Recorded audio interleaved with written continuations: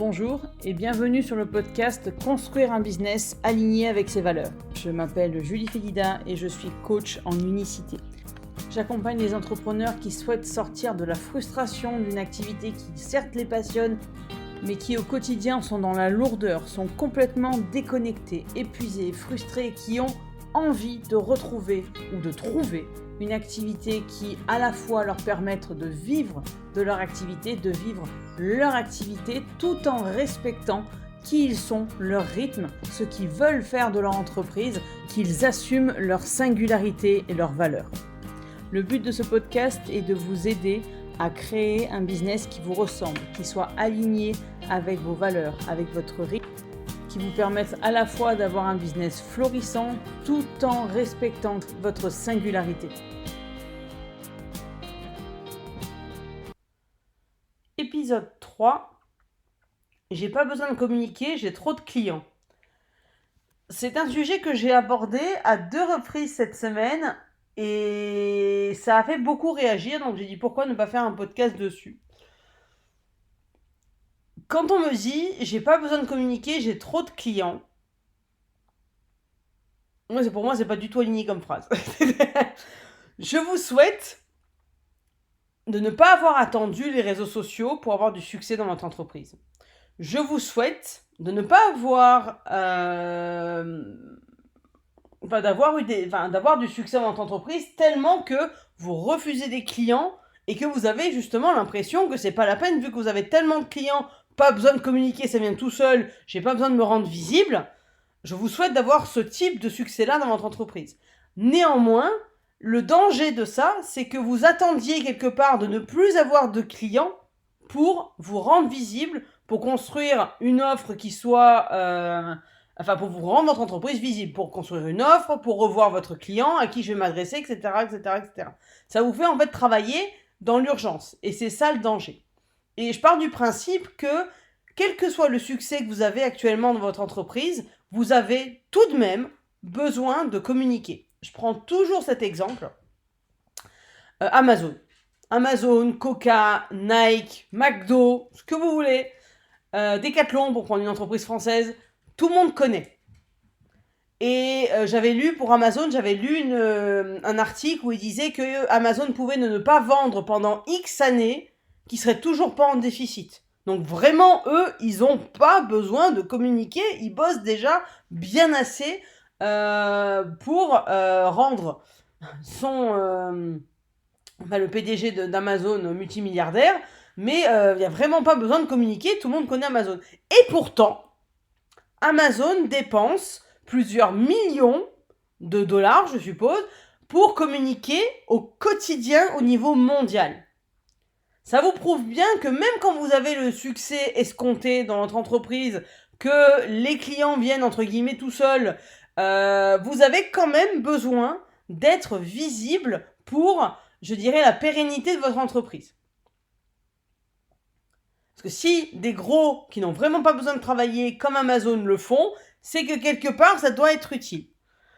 Selon moi, l'utilité d'être toujours se rendre visible, quelle que soit la situation de son entreprise, elle est double. Elle est parce que, d'un point de vue purement, alors ça c'est les neurosciences qui le disent, les gens, le cerveau humain, s'il n'entend pas un message, s'il n'entend pas parler de quelque chose régulièrement, il va l'oublier. Si demain, Amazon ne fait plus de pub, à un moment donné, on va oublier qu'Amazon existe. Donc, c'est pareil pour votre entreprise. Les neurosciences disent que l'être humain a besoin d'entendre 7 fois un message pour l'intégrer. Donc, s'il ne l'entend pas 7 fois, ou si en tout cas, il n'entend pas régulièrement il n'entend pas régulièrement parler de vous, il n'entend pas régulièrement le nom de votre entreprise, de vos produits, de vos services, il va vous oublier. Donc ça, c'est le premier intérêt de communiquer, même quand vous n'avez pas besoin de communiquer, que vous avez le succès attendu, voire même dépassé le succès escompté dans votre entreprise. Le deuxième, encore une fois, pour moi, c'est une notion de danger, parce que si vous communiquez uniquement quand vous avez besoin de clients, vous allez communiquer dans l'urgence. Et vous n'allez pas communiquer avec la bonne énergie parce que vous allez dire oh là là, là j'avais plein de clients, là, j'en ai plus un seul, c'est le bordel, comment je vais faire pour payer mes factures? Et vous allez dire oh là maintenant, vite, il faut que je me rende visible, il faut que je communique pour que les gens reviennent. Déjà, le il faut, on l'enlève. Mais vous avez vu on va dire l'urgence, on va dire l'énergie que ça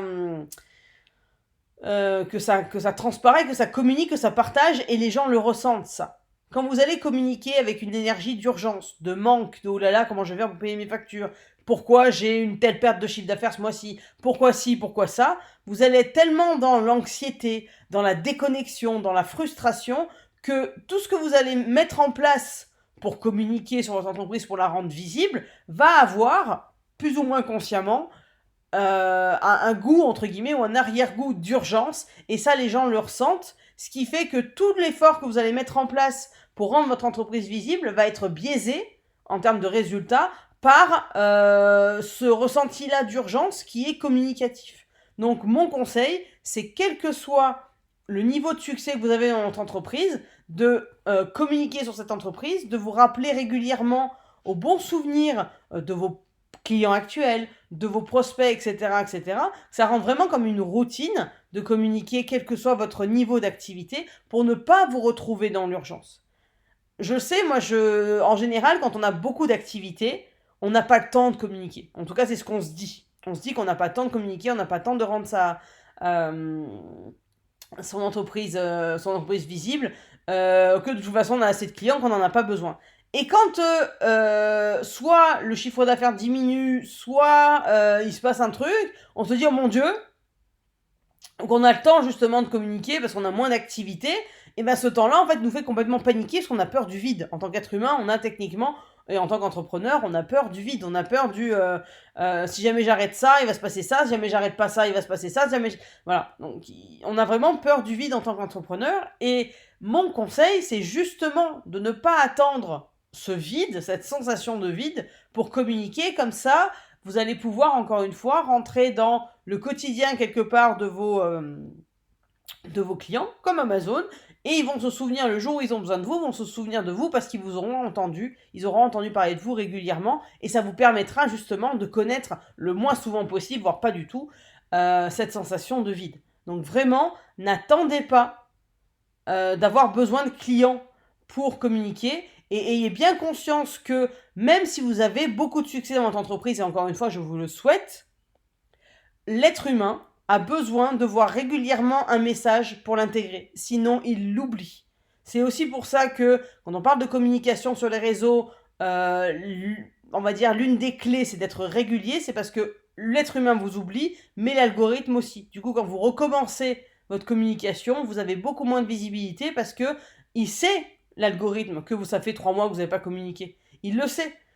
Si jamais ça fait une semaine, ça va pas vous changer votre vie. Mais si jamais ça fait 2 mois, 3 mois, voire même plus, vous allez voir, c'est parti de zéro. Je le sais parce que quand j'ai arrêté de communiquer volontairement pour mon congé maternité, quand j'ai recommencé à communiquer, au départ, j'avais une visibilité, mais complètement nulle. Donc, pas de zéro, mais c'est pas terrible. Donc, il a fallu vraiment recommencer à être régulier pour être de nouveau visible. Donc, vraiment, pour ceux d'entre vous qui se disent « j'ai pas besoin de communiquer, j'ai trop de clients », n'attendez pas d'avoir besoin de clients pour communiquer dans l'urgence, et au contraire, profitez de votre succès pour montrer ce que vous faites, comment vous le faites, ce qui vous passionne, pour pouvoir rester dans la tête, entre guillemets, de vos clients, de vos prospects, pour quand ils ont besoin de vos produits ou services, c'est vous qui viennent voir parce que c'est à vous qu'ils vont penser en premier. Voilà, c'est tout pour aujourd'hui. On se retrouve bientôt pour un prochain épisode du podcast Vers un business aligné. D'ici là, vous pouvez me suivre sur les réseaux sociaux, que ce soit Facebook, Instagram ou LinkedIn. Et surtout, prenez soin de vous. À bientôt.